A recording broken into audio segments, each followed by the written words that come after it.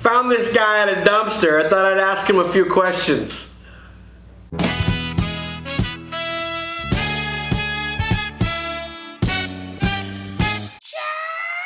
Let's do it. What's up, peeps? Pops and I are back. I just wanted to take this moment. We got a lot of messages from a lot of you that were concerned about Pops, and rightfully so. I briefly mentioned in the last video that he had had his second heart attack, and we just wanted to take a moment to kind of address some of those questions and concerns. Nothing too big time, but Dad, I just wanted to get your opinion. Like, you suffered a second heart attack. It was, it was really hard for the family and everybody, and I'm sure for you as well. And oh yeah.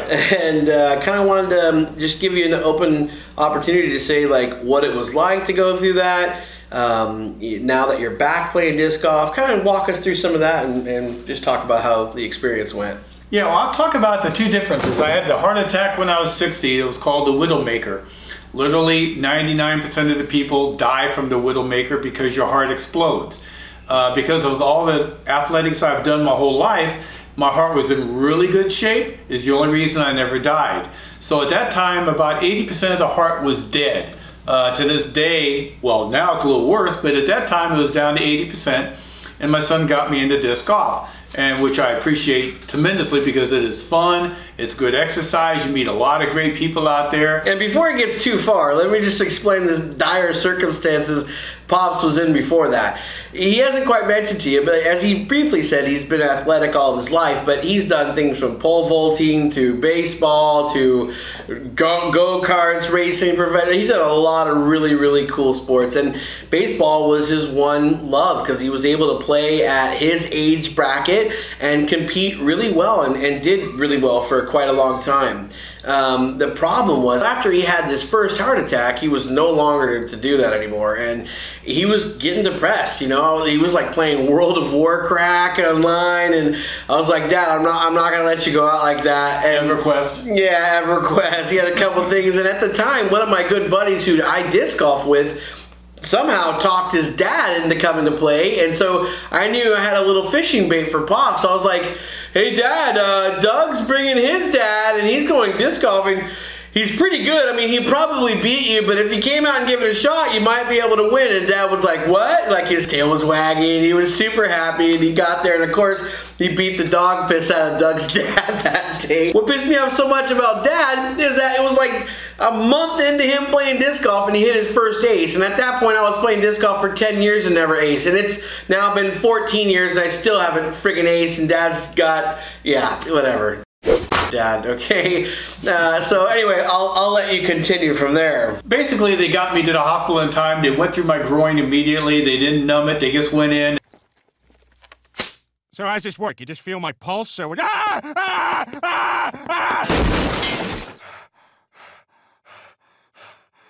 hell was that? Mr. Tucker. And that's a prostate exam. Shut up! You had your finger in my ass! And then they put a stent in, opened up the artery that had completely collapsed.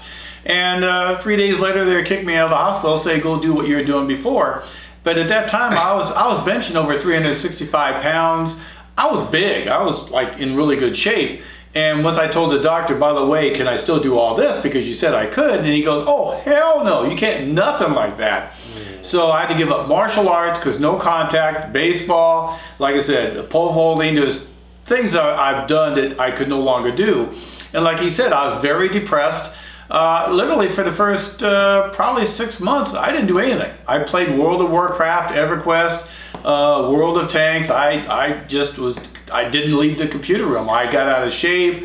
I didn't care about anything. And he introduced me to disc golf, like he said, and I love competitiveness. You love being competitive. Yeah, that too, competitive. And actually I like winning, let's be honest about it. Second place, nobody remembers second place except the second place person. I got second once at a tournament. I freaking remember it. That was rad for me. Yeah, he's still working on his first win. We'll get there. We're training him slowly but surely. But anyway, so we've been playing, and then December the 25th of last year, at nighttime, I felt my hand was getting numb for no reason. And so after the first heart attack, anything that felt weird, I thought, okay, let's jump on it. Let's go see what it is. I took my blood pressure real quick, and it was raised. So I said, let's go to the hospital right now. Went in there, they did some blood tests. They go, some of the enzymes are kind of looking like you're having a heart attack. So after the third time they took blood, they said, oh yeah, you're having a heart attack, glad you're here. They scheduled to go through my arm, and they went into the arteries again, and they replaced, well, they didn't replace, they put 2 more stents in. And at that time, I find out actually next week how much more damage I have, but they thinking it's right around 5% more of damage. So I'll be 15% of my heart is working, basically, but I don't feel any different. Yeah, he's still beating me and the friends on the weekend, taking our $5. Yeah, I won a few times. Yeah. But one of the things I've noticed since the second heart attack is that the distance has really changed for me. Instead of being able to throw 325, sometimes 350 if I really get onto it, I'm under 300 foot on almost every shot now, which is kind of irritating. But one thing I learned, I listened to a video on YouTube from Paul Macbeth talking about, you know, play towards your percentages. So instead of taking a shot that you've maybe made once out of 10 times, go to a shot that you've made 8 out of 10 times, and now you're not going to be falling farther behind because you're trying to make up spots. So this last tournament I played, the first one for this year since the heart attack, I took first place. And what's your division again? Well, actually it's a senior grandmaster, but I normally play in tournaments in 65 plus, but since a lot of the tournaments nobody's doing it, I just play in the 60 plus. And then on the weeklies, MA 60. Yeah, MA 60. And during the weeklies, I usually play intermediate, and those against, you know, ages from 18 or 16 or whatever on up.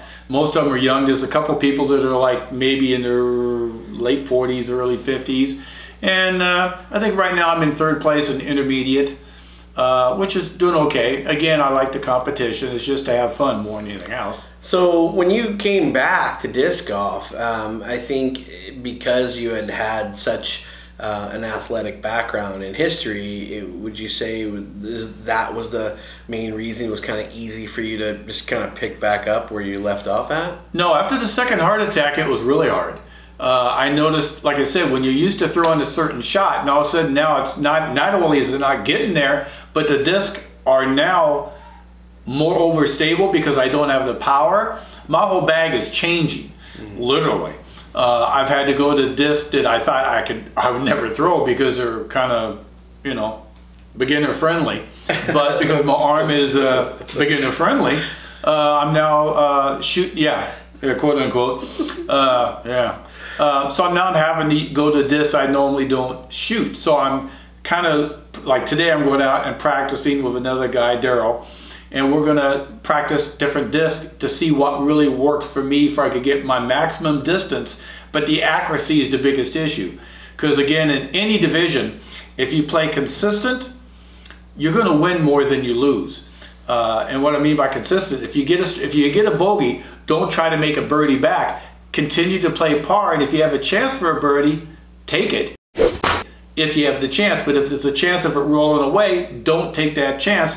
Lay up or float up, for if it misses, at least it's right next to the basket so you don't pick up 2 or 3 more extra additional strokes. And that's really good advice, and that's kind of one of the reasons why I wanted you to share what you're going through right now when you're recreating your bag, because there's a lot of people out there that are either just getting into disc golf for the first time, or maybe you're in an older age group and you want to be able to figure out what's going to work best for you. And Dad's approach is what we did when we first started playing disc golf. You go out to the field, you throw disc, you throw, you throw, you throw, and by it being a numbers game, you're going to eventually figure out exactly what that disc does for you.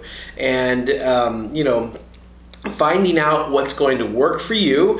You know, when you're constructing a bag, as I said in my in the bag video, you just want to make sure you got something overstable, something understable, and something that flies straight. And you should have that for your distance drivers, your control drivers, your mid-range, and then of course you got your putters. So thanks for sharing that, Dad. I think that's going to be really helpful and for a lot of people. I also now want to talk about the giveaway from my In the Bag video. We're going to be giving away this Pharaoh and this Wood Mini from LVC Las Vegas Challenge. So stick around. I'm going to be pulling up the random.org to find out who's going to win this. I'll be looking through the comments. Again, you just had to have commented Pharaoh, you had to be subscribed to the channel and like the video. Time for the giveaway. Gonna give away this Black Pharaoh and Wooden Mini from the Las Vegas Challenge. Pulled up random.org. We had 24 people out of the 62 comments that followed my directions and are going to be entered into this giveaway. So good luck, everybody. The winner is number 19. And in case you want to verify me, I always sort by newest comments first. And number 19, let's see here. Let's see, 1, 2, 3, 4, 5. Damon Brodowski. Ah, Damon, yeah, attaboy. So stoked you got this, brother. Congratulations. I'm going to put the comment in your comment to let you know that you've won, and that I will be shipping your disc out to you promptly. Thanks, everybody. Looking forward to see you guys soon. Have a great day. Peace.